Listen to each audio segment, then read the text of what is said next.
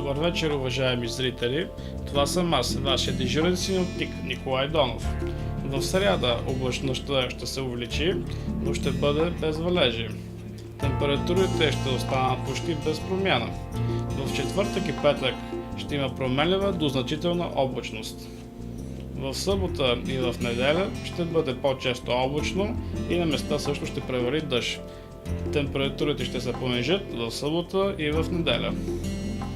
Както виждате, във времето в София ще бъде с максимална температура 19 градуса, в Пазарджик и Пловдив 20 градуса, в Стара Загора ще бъде 20 градуса, в Велико Търново ще бъде 18 градуса, а в морските райони ще бъде около 18 градуса.